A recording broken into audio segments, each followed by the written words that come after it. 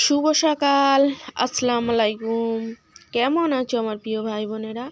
আশা করি ভালো আছো। আমি আলহামদুলিল্লাহ আল্লাহর অশেষ রহমতে খুবই ভালো আছি।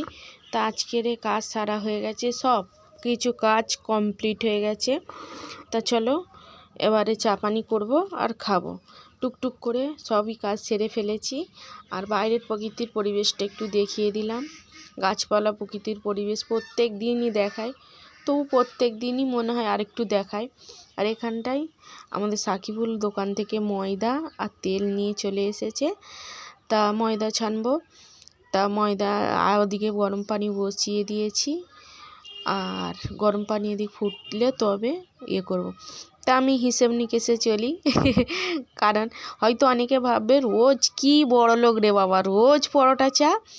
তার মানে শোনো, যদি আমি বিস্কুট কিনি, আমাদের 4টে বিস্কুট কিনতে হবে, আবারও 10টার সময় 4টে বিস্কুটে 20 টাকা, আবারও 10টার সময় আমাদের ছেলেদের বলো আমাদের বলো সবারই আবার খিদে পাবে। তাহলে 500 মানে 20 টাকার ময়দা, 500 ময়দায় 22 টাকা, 500 ময়দা নিলাম আর 50 তেল নিয়ে নিলাম। আলহামদুলিল্লাহ আমার শরীরটা আজকে ভালো আছে। তার মানে কালকের ঘুম হয়নি বলে ওই জন্য শরীরটা এত খারাপ হয়েছিল, আর আমি একটু ঘুমোই বেশি। তা এখন সব কাজ সারা হয়ে গেছে। রুটি করব, রুটি না আজকে করবো পরোটা। অনেক দিন পরে পরোটা হচ্ছে, কারণ পরোটা হলে কোনো ঝামেলা থাকে না। এই 50 তেলে তো হয়ে যাবে, কোনো সমস্যা নেই। তা করেই দিই আজকের পরোটা। তা পানি গরম হচ্ছে। তোমরা কেমন আছো কমেন্ট বক্সে জানাবে কিন্তু। আর আজকের একটা সারপ্রাইজ আছে, কারণ তোমরা প্রত্যেক দিন রেগুলার আমার ভিডিও দেখো। আমি আজ ধরো না 3 থেকে 4 বছর এই ইউটিউবে আছি। প্রত্যেক দিন আমার ভিডিও দেখো। আমার মধ্যে কি পরিবর্তন তো একটা মানুষের হয়, তা অনেকেই সবসময়ই বলে। তা তার মধ্যে আমার কি পরিবর্তন হয়েছে সেটা জানতে চাই তোমাদের কাছ থেকে। বিশেষ করে যারা আমাকে খুব ভালো করে লক্ষ্য করে ভিডিও দেখো এবং আমাকে খেয়াল করো, তার একটা করে কমেন্ট রেখে দিয়ে যাও তো, যে আমার মধ্যে কি পরিবর্তন হয়েছে। আর যে কোনো একটা কিছু তো পরিবর্তন হয়েছে, নাহলে মানুষ বুঝবে কী করে যে আমার মধ্যে পরিবর্তন হয়েছে। তা আমি তোমাদের কমেন্টের অপেক্ষায় রইলাম কালকেরে, তোমরা আমার মধ্যে কি পরিবর্তনটা লক্ষ্য করেছো। ঠিক আছে, আমি চাটা খাই, তারপরে কথা হচ্ছে, মাঝে একবার দেখাবো। তা কথা বলতে বলতে পরোটা চা হয়ে গেছে। এবার বললাম 50 তেলে হয়তো 10 টাকা নেবে, 30 টাকায় আমাদের খাওয়া দাওয়া। মানে এই সকালবেলা খেলাম। এবার তার মধ্যে চিনি চা আছে, ওসব বাদ দাও, তো প্রত্যেক দিন খেতেই হবে চা নিয়ে। এবারে দুপুরবেলা পর্যন্ত আমাদের না খেলেও চলে, মানে পেটটা ভার থাকে। তাই জন্য আমি এই 30 টাকা খরচ করে পরোটা চা করি। আমার নায়ন তুমি তো, তুমি তাই বুকেতে বাজে রিমঝিম, আমার জীবন তুমি তো, তুমি তো প্রেমেতে মন করে গুনগুন, আমার নায়ন তুমি তো, তুমি। তা চা পানি খেয়ে তোমাদের দুলাভাই বসে বসে এখানে গান শুরু করেছে। তো তোমাদের দুলাভাই প্রত্যেক দিনই বসে বসে গুনগুন করে এভাবে গান গায়। হয়তো মনে করলে যে গান গায়, প্রত্যেক দিনই সবসময় হয়তো কথা কম বলে, কিন্তু গুনগুন করে গানটা গায়। আমার ভালো লাগে, তাই মাঝে মাঝে তুলে ধরি তোমাদের কাছে। তাই এখানে চাল এনেছি 500 টাকা ভাঙিয়ে, আর চাল আর ওই সবজি নিয়ে আসবো। প্রত্যেক দিনই তো আমাদের সবজি করতে, আজকেরটা অনেক বেলা হয়ে গেছে, তা মাঝে মধ্যে মনেই থাকে না। তা মানে একটু বুঝে চলেও কিছু করতে পারছি না, রাখতে পারছি না। তা যাই পারো না রাখতে পারি, এইভাবে খেয়ে দিয়ে যতদিন থাকে আর যা থাকে এতেই মোটামুটি চলে যাক। তা রান্নাটা বসিয়ে দিয়েছি, এদিকে ভাত বসাচ্ছি, বসিয়ে দিয়ে আমি আবার সবজি আনতে যাব। কারণ বললাম তো একাকে সব একা হাতে করতে হয়। আর তোমাদের দুলাভাই ছুটি থাকলেও যাবে না, মাঝে মধ্যে যায়। আজকাল আবার একটু বেশি মাউথপুরে যাওয়া ধরেছে, ওই জন্য যেতে চায় না, মানে থাকে না। তা ছুটি আছে বলে তাই, না হলে কিন্তু যায়নি। তা ওখানে জ্বালানি করে এনেছি, আর এই সবজি এনেছি কি দেখো, পালং শাক, টমেটো আর আজকের হবে ডাল দিয়ে পালং শাক দিয়ে হবে, টমেটো, ওতে একটা টমেটো দেবো, দারুণ খেতে লাগবে, আর বাঁধাকপি চচ্চড়ি। আর ওই সবজি কিনে আনতেছিলাম, আমার বেটির গোশত বেশি হয়েছে, চিকেন দিয়ে দিয়েছে, সেটা কিন্তু আমি আজ রান্না করব না, কারণ আজকের ভেজে রাখবো, প্রত্যেক দিনই ভালো লাগে না আবার, ওই জন্য ভেজে রেখে দেবো, যদি খাই ছোটোটা এবং বড়টা তাও 1 পিস করে খাবে। একদম ভেজে কড়া করে ভেজে রেখে দেবো। আর এখানে ডালটা ভাজ দিয়েছি, কারণ ডাল দিয়ে পালং শাক দিয়ে করতে গেলে আমি কিভাবে করি সেটাই তোমরা দেখো। তা ডালটাকে আগে ভেজে হলুদ গুঁড়ো দিয়ে, আর এখানে পালং শাকটা ভালো করে ধুয়ে এনে রেখে দিয়েছি।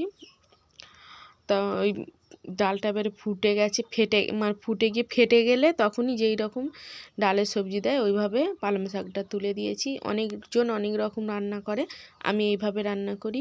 আর তোমাদের দুলাভাই ডাল পালং শাক খেতে খুব ভালোবাসে, ওই জন্য মাঝে মাঝে ওনার মানে খাওয়ার জিনিসটা রান্না করলে আমারও ভালো লাগে, ওনার ওই মুখের হাসিটা দেখলে দারুণ লাগে খাওয়ার জন্য বিশেষ করে।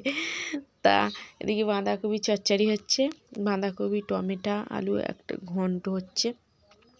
তা আজকালে বিশেষ করে এই যে কিছু কথা বলতে চাইছি, সবার জন্য, নারী পুরুষ সবার জন্য একটা কথা বলি, এই যে ঘরে অশান্তি, দু স্বামী স্ত্রীর যে অশান্তি হয় তার মধ্যে বলতে চাই, মেয়েরা নাকি মায়ের জাত, তা মায়ের জাত হয়ে যে সংসার নষ্ট করে সেটা একদম ঠিক নয়।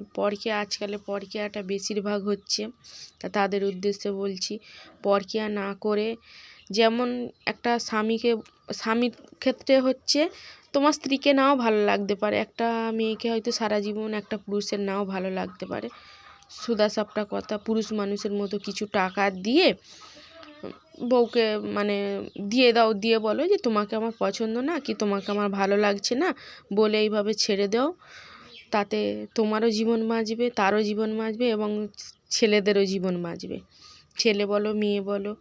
কিন্তু এই নয় যে ঘরে স্ত্রী রেখে দিয়ে অন্য মেয়ের সঙ্গে ফষ্টি নষ্টি, বা মেয়েদের ক্ষেত্রে বলতেছি, ঘরে স্বামী রেখে দিয়ে সন্তান রেখে দিয়ে অন্য ছেলের সঙ্গে ফষ্টি নষ্টি, এটা একদমই ঠিক নয়।